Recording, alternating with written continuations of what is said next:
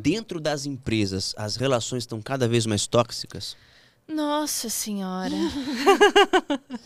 É sofrido, vou dizer, é sofrido. Não é à toa que está aumentando cada vez mais todas as doenças mentais, né, de ansiedade, depressão, burnout. A gente tem falta de preparo.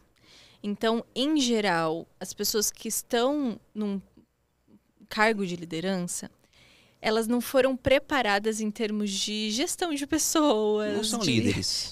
Em geral, são os chefes. Exato. Então, eles vão reproduzindo aquilo que eles tiveram antes.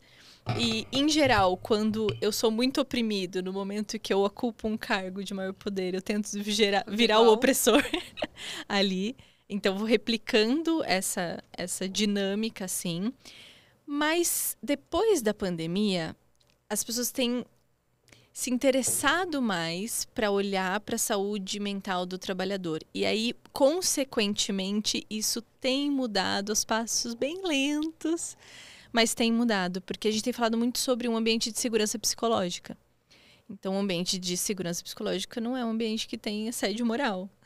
Mas sabe qual que é o grande problema? Todo mundo que tem boleto para pagar precisa trabalhar.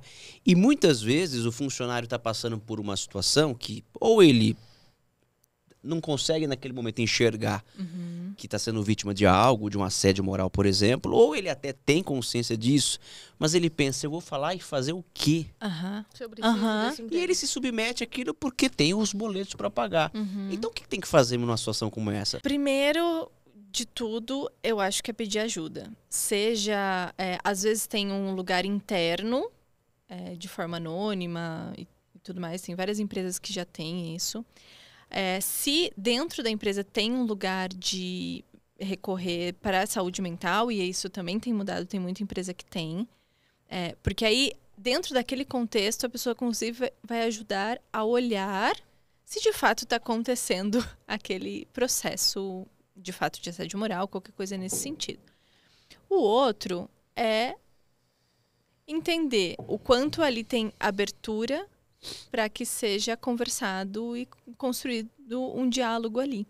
Porque acontece bastante de quem está num cargo menor de ter o medo de falar e perder o emprego, ou então ele está sofrendo aquilo, ou está passando com várias coisas que está gerando, e ele não comunica que aquilo está desconfortável, que aquilo não está sendo legal, ou que ele está precisando de alguma coisa específica ali.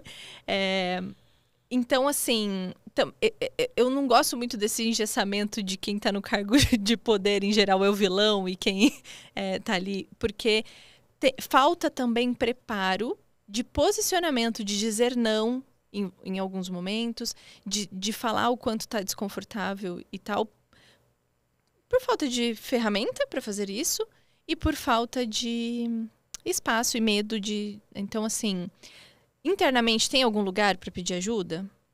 Não sei. Se tiver, pede ajuda. Se não tiver, faz sentido eu continuar aqui e eu vou buscar de forma paralela algum outro lugar para eu me recolocar, e o diálogo transparente, e aí vem a comunicação não violenta, ajuda muito nisso, porque ela ajuda a construir um lugar onde eu consigo falar como eu estou me sentindo, as minhas necessidades, sem julgamento, sem culpar e responsabilizar o outro pelo que eu estou sentindo.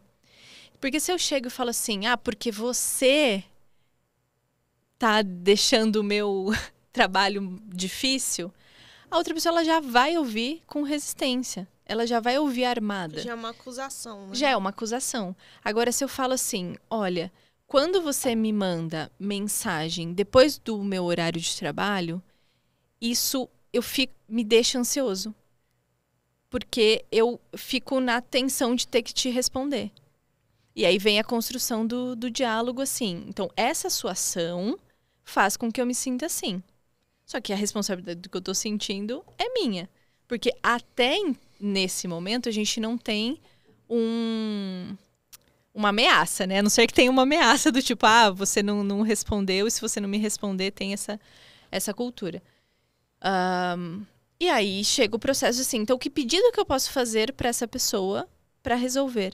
Porque um processo de burnout, um processo de assédio moral, ele é feito de micro comportamentos. Então, a comunicação de cada um desses comportamentos também fazem a outra pessoa ter consciência. E aí, se a partir dessa comunicação não tem uma mudança, aí não tem abertura, não faz sentido, né? Que nem você ter um relacionamento afetivo e alguma coisa que te faz mal e você comunica para outra pessoa, a pessoa continua fazendo, você fala, o que faz sentido eu continuar nessa relação? Né? No trabalho, eu penso da mesma forma, assim.